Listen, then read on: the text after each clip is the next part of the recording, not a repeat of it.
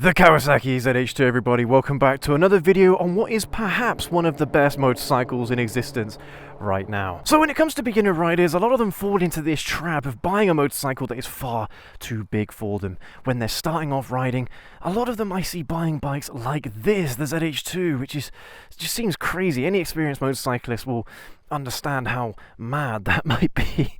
Even though I appreciate that all these beginner riders want to get on and ride bikes like these, unfortunately, it just isn't the right call to make. As much as it is possible to learn on something like this, I absolutely would not recommend it. Here in the UK, of course, we've got laws that that prevent beginner riders from getting on motorcycles like these, at least until they have their full motorcycle license. So with all that in mind, today we're going to be discussing why these types of motorcycles are so attractive to beginners, why they want to skip the whole learner-rider stage, why that's such a bad idea, and honestly why you'd be missing out on so many great bikes. That's the funny thing, you guys. I don't want to put anybody off buying bikes like this at H2 here. There are lots of seasoned riders that do get put off by motorcycles like these because of, well, for one reason or another. So I do want to recommend people get on bikes like these, even if it's just for a year or something like that, just so they can say that they've ridden one or say that they've owned one or something like that. But these are amazing motorcycles, and I'm gonna shout to the high heavens how great these bikes are, you know. And especially bikes like the ZH2, it's just it is one of those unique motorcycles. This isn't the kind of experience that you get very often on a bike, although a lot of manufacturers are catching up. So you know, like the MT10, I mean, that's come leaps and bounds recently over the last few years. In fact, I think the latest generation of the MT10 has certainly caught up to the ZH2 here, especially in terms of its like techie features and all that. But anyway, I digress. So okay, I'm going to try and answer why riders would be so interested in buying bikes like this as a starting motorcycle. Now, I have to do videos like this because even though here in the UK, and I think in Europe, this doesn't really apply to most of us here, because of those laws that I mentioned at the beginning of the video.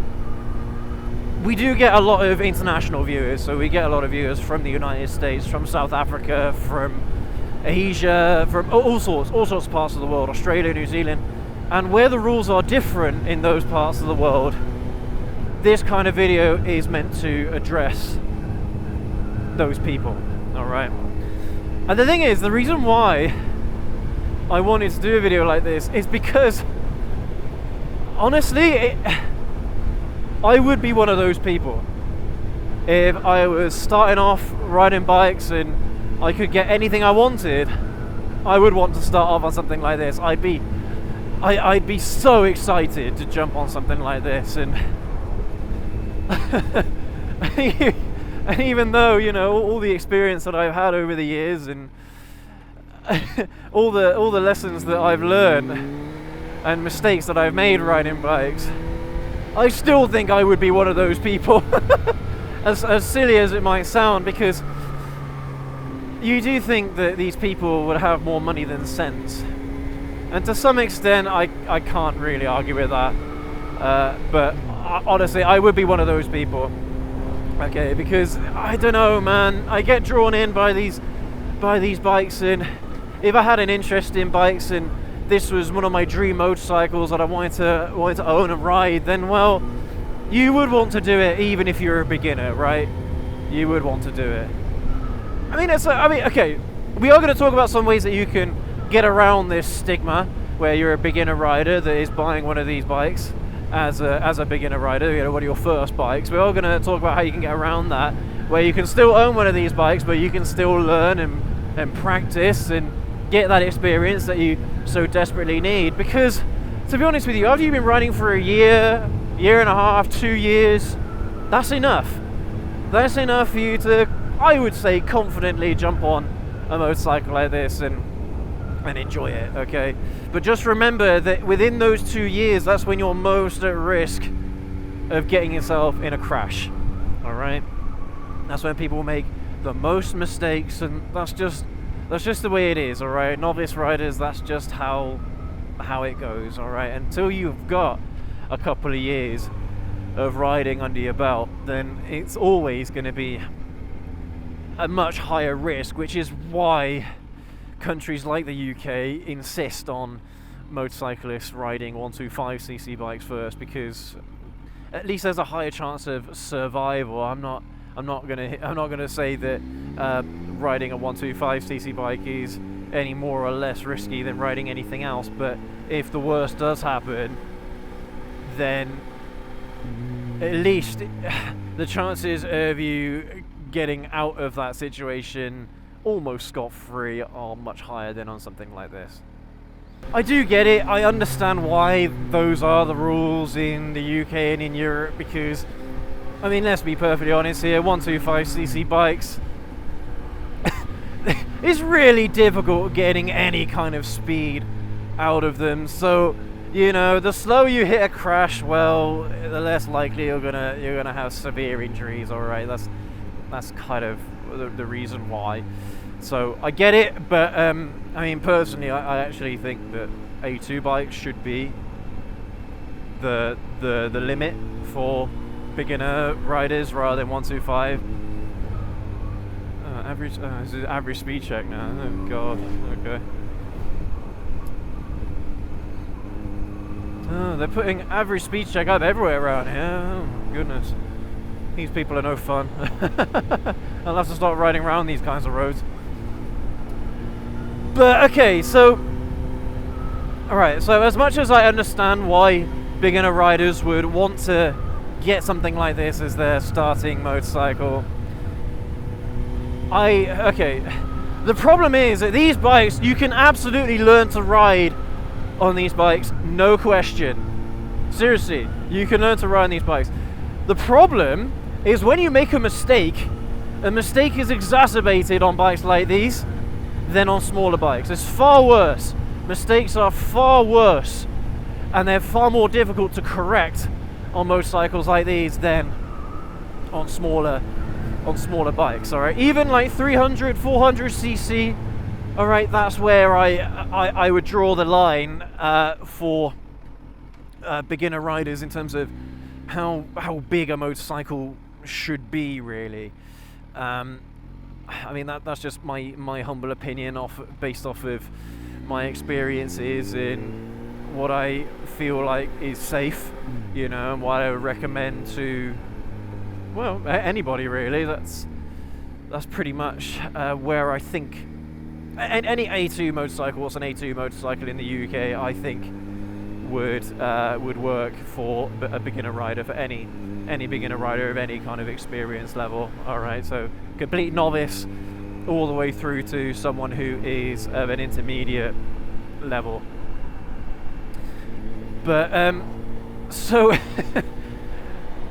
that's the biggest problem, is these bikes. It's so easy for things to go wrong on bikes like these. It just unless you have that experience to back up, experience to fall back on, I think is the thing I'm trying to say here. If you've got the experience to fall back on, then that's where riding a motorcycle like this is going to be a doddle for you. It's not going to be an issue whatsoever. But you know, mistakes still do happen. Even seasoned, experienced riders, they'll still, what's the word? They'll like, it will get to them. You know, the power, the excitement, the adrenaline, it will get the better of them. Mistakes happen, mistakes are made, and then, yeah, you crash. But that's not, honestly, those instances are very few and far between. My experience of advanced motorcyclists is that they're very aware of the machines that they're on, and even though they are comfortable riding big bikes like this, they're not afraid to ride them. They're not afraid to ride them spiritedly, but 2, they know when to rein it in. They know when to pull back a little bit. Well, 1, make sure they don't get any speeding tickets, don't get caught doing anything naughty, but also so they don't crash, they don't get into an unfortunate situation that was probably totally avoidable. And crashes happen on 125s as well, alright? As I mentioned earlier, there's no guarantee that you're not going to crash on a 125. It's just the chances of a serious injury are I was going to say technically, but apparently, I think is the right word, apparently are less than on a bike like this. But we're not going to get into that today. This is genuinely just trying to figure out why beginner riders ignore all the advice, even though they probably know that deep down that they probably shouldn't be buying a bike like this. Why do they do it? And I literally think it's because they just want it so badly. Alright, so if you own one of these motorcycles, or you desperately want one, and you're going to buy one, you're committed to buying one, how can you get that experience in that you desperately need, and still, have your cake and eat it, so to speak? Well, I would buy this, and I would buy another bike. Something that is significantly cheaper, and something that is significantly smaller. It doesn't have to be crazy small. It could be a 650, it could be a 300, 400, something like that. Buy both of them and enjoy both of them. Spend as much time as you like on the smaller bike and ride bikes like the H2 here a little bit more sparingly, so you can still scratch that itch and you can still say to all your mates that you own this motorcycle, that you own it, and how much you love it and what have you. But also, the smaller bike will give you that opportunity, one, to learn the skills that you need, to get that experience that you need, but also it will help you experience all the bikes that are out there, because trust me, there are loads of really good small bikes out there. You don't have to get something like this, the H2, and have an epic time on a motorcycle. There are so many smaller bikes out there that, honestly, I would recommend as daily riders for the vast majority of experienced motorcyclists, not just beginners. Like bikes like the Z400 from Kawasaki or the Ninja 400.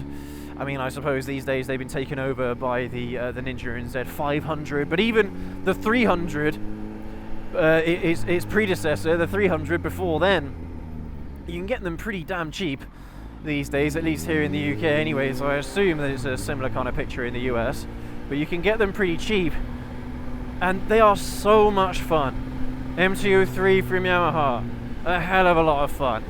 Okay, they're not going to have the most amount of power in the world, but as I've always said, power isn't everything. Speed isn't everything.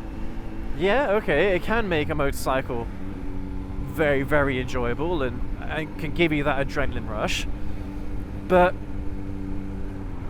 smaller bikes have a lot to offer a lot of riders too, and I think they do get missed a lot of the time, especially what here in the UK we would consider A2 motorcycles. 650s in particular, man, those are some of the best bikes you can buy. Oh, it's busy. I think the problem is that people forget as well, when it comes to learning how to ride bikes, how much easier it is to learn and how much more forgiving it is to learn on smaller bikes. It is just so much easier to learn on a smaller bike. Like okay, let's take clutch control as a perfect example. Bigger bikes have got a lot of torque, so getting them off the line using just the clutch is much easier than doing it on a 125. But as soon as you start applying a little bit of throttle on these kinds of bikes, you could probably have less than 10% throttle and you'll go absolutely flying. You'll loop the bike if you don't know what you're doing. Seriously, they're that sensitive. They have that much power. Whereas on a 125, I mean, you could pretty much pin the throttle back, have the needle bouncing off the limiter, and and you hardly lift up the front end. I mean, okay, maybe a little bit less RPM than that. But what I'm trying to say is that it gives you a lot of room to make mistakes. The amount of people that you see that loop their bikes because they don't know how much throttle is enough, how much clutch is enough, you know, all that kind of stuff. They just don't know. The amount of people that make that mistake, you see it all the time, you guys. All the time on social media. You'll see it on TikTok and on Shorts and all that. You'll see it really frequently. So you've road ahead closed. I hope that it's not closed where I want to get off at. I don't know, we'll see. But you know, that's why you guys riding something like a 125 or riding something that is a little bit smaller than bikes like this can be extremely beneficial to you, and you'll be thankful in the long run. Half a mile road is closed. Okay, well, we'll see. Hopefully at the roundabout I'll be able to get around this road closure. I don't know, we'll see. I got a bikey behind me. Looks like a Jixer. Go on, mate.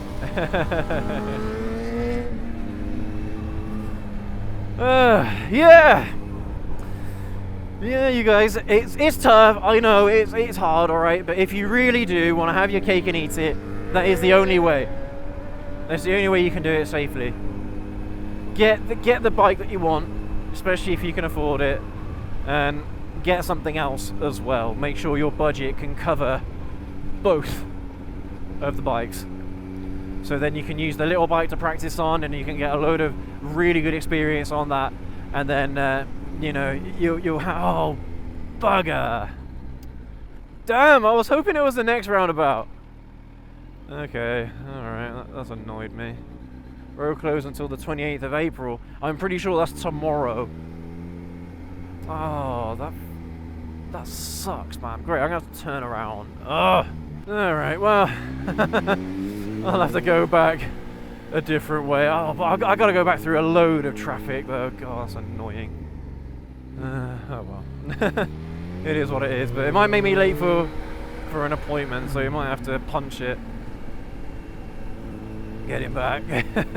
I'm looking at another bike today, you guys. I'm looking at another bike. I'm not going to give away what it is. I'm pretty committed to buying it, but as long as everything checks out anyway. But it's not what you think. It's not a big bike. It's a little bike. And everything that I've been saying in today's video about little bikes, how there can be loads of really good little bikes, this is one of them, I think. I've not ridden one of these before, but I think they're going to be very good. I think they're considered classics in a lot of people's eyes, so I'm looking forward to seeing it. But you guys, honestly, heed my advice. At your own risk, buy a motorcycle like this as your first bike, alright? Any of my American viewers, if that's really what you desperately need to do, you're not going to get my seal of approval. But if you really have to, I get it, I understand it, but just heed my advice. Yeah, I have had comments before of people on for doing videos on the H2 here, and you know, I'm singing its praises and I'm saying how amazing it is to everybody, and there are people that are like, thank you so much for convincing me this is the bike that I ended up getting, because I absolutely love it, and then I find out later on it's their first bike. Which is kind of insane, because that is not the message that I'm trying to put out with these kinds of bikes. All right, yes, they're amazing and they're really good, but they're really good in the right hands. Yeah. Right, I might take a left here and see where this takes me. Maybe no, not this one. Not this left. The next left. I'll take the next left. Anyway, everybody, thank you ever so much for joining us on today's video. I hope you've enjoyed it, and I hope you enjoyed this ride out with us today. It's been a lovely day, man. What an awesome day to ride. It is warm, but it's not, you know, it's not ridiculously warm. We're not there yet, but we are still in April, which is amazing. The fact that we got weather like this so early in the season, absolutely love it. But yeah, if you guys have enjoyed this video, and if you agree with what I said today, then go ahead and leave that like and hit that subscribe button down there and that notification bell so you don't miss any more videos from us. But yeah, thanks again everybody, you take care, you ride safe, we'll catch you all in the next video. Have a good one.